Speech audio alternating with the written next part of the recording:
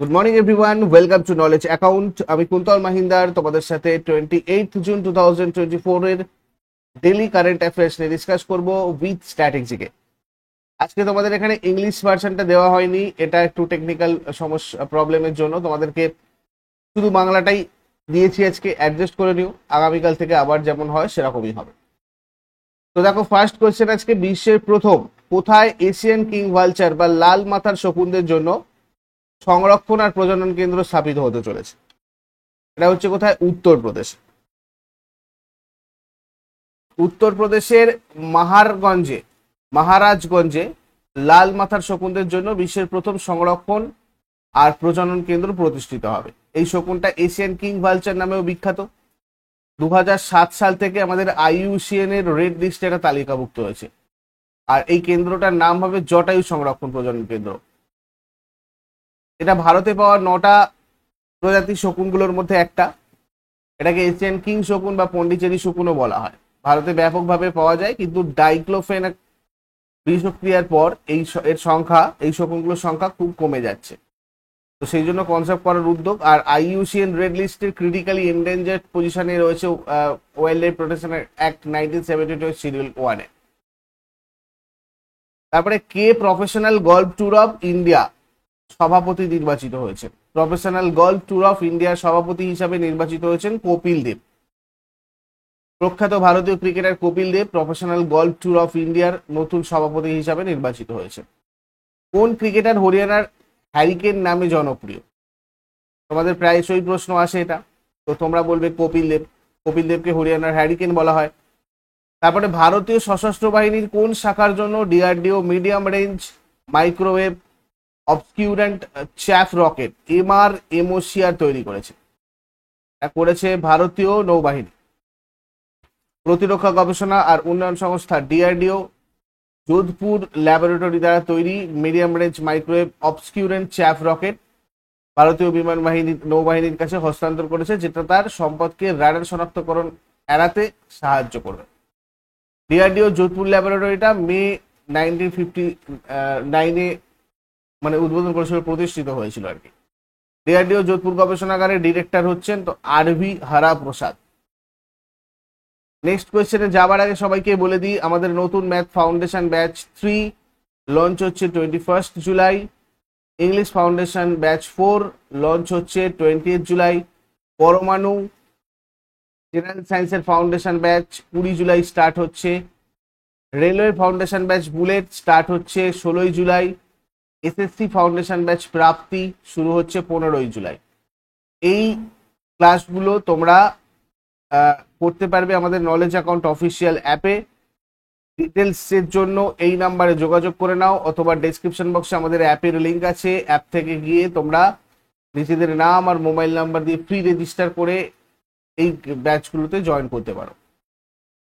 WBPSC ক্লার্কশিপের প্রিলিয়ার main পরীক্ষার জন্য যে ব্যাচ চলছিল, এখানে তোমাদের PSC 23 কুপন কোড ইউজ করলে তোমরা অনলি 980-তে এটা জয়েন করতে পারবে 30 জুনের আগে।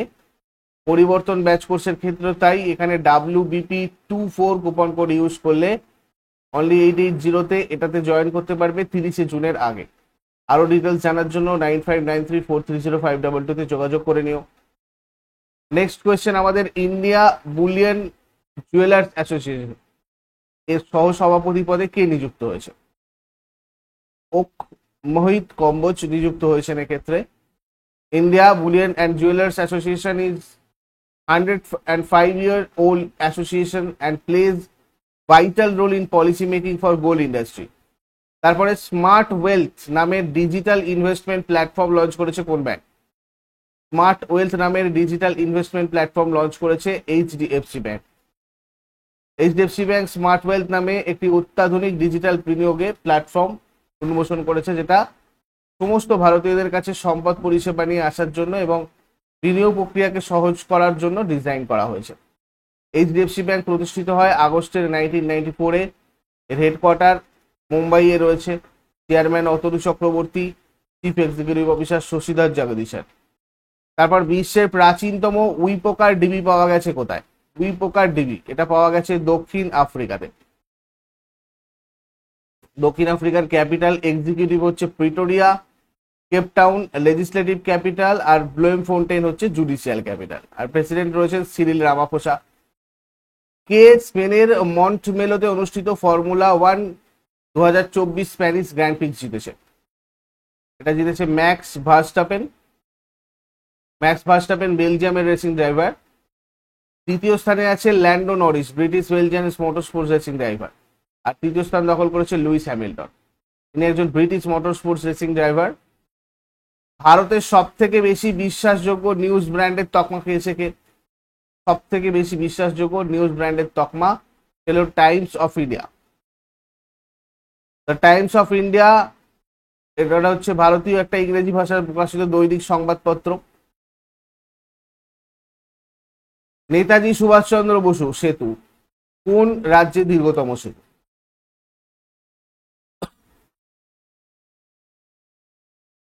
দেখো, নেতাজি সুভাষচন্দ্র বসু সেতু ঝাড়খণ্ড রাজ্যে দীর্ঘতম সেতু। ঝাড়খণ্ডের দীর্ঘতম সেতু এটা, যেটা রাঁচি পাত্রাতু বাঁধ রোড ব্রিজ নামেও পরিচিত। এটা ঝাড়খণ্ডের রামগড় জেলার পাত্রাতু বাঁধ জলাধার জুড়ে বিস্তৃত। Length 2764 metre, approximately 1.7 miles. Width হচ্ছে 12 মিটার্স। লেন রয়েছে 4টে লেন, মানে ক্যারেজওয়ে রয়েছে এখানে।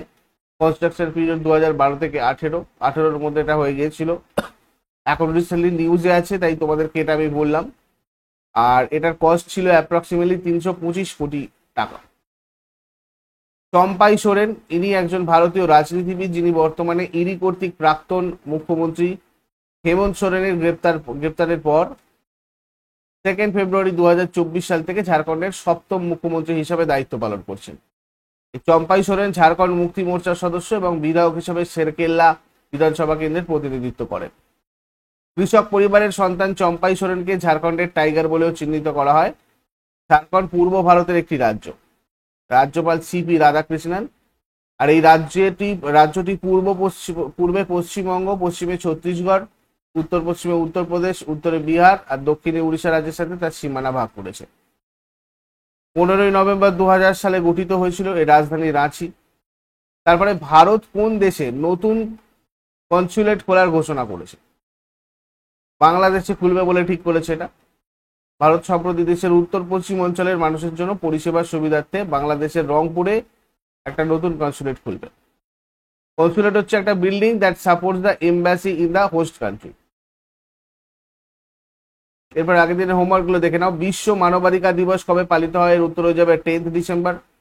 লালদুহোমা কোন রাজ্যের নতুন মুখ্যমন্ত্রী পদে শপথ গ্রহণ করেছেন?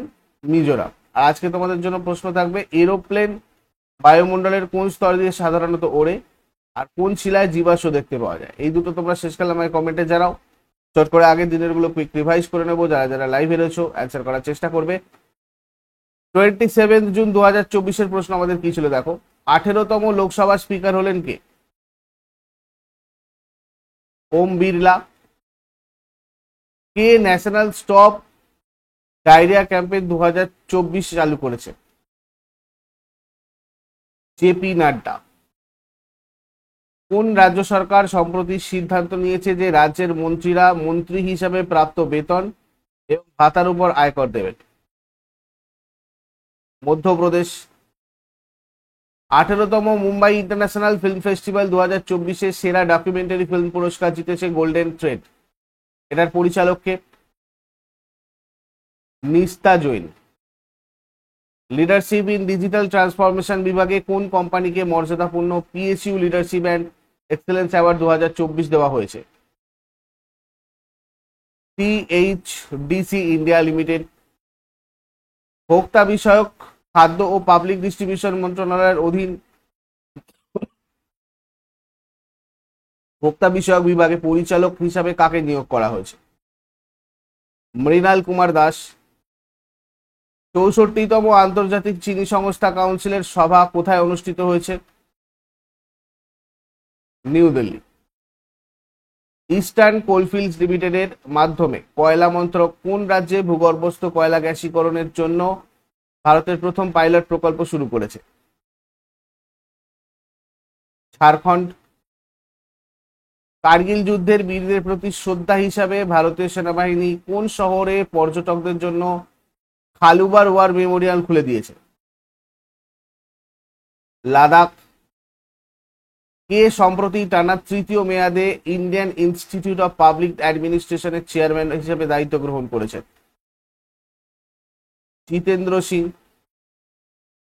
এগুলো ছিল তোমাদের আগের দিনের প্রশ্ন। ইউজফুল বলে মনে হলে অবশ্যই লাইক, বন্ধুদের সাথে শেয়ার করে দাও। আর যারা নতুন রয়েছে, প্রতিদিন সকাল 6টার সময় ডেইলি কারেন্ট অ্যাফেয়ার্স এর আপডেটের জন্য নলেজ অ্যাকাউন্টকে সাবস্ক্রাইব করে বেল আইকন প্রেস করে অলে ক্লিক করে নেবে। Thank you so much. Next ক্লাসে আবার সবার সাথে কথা হচ্ছে। Take care, have a great day.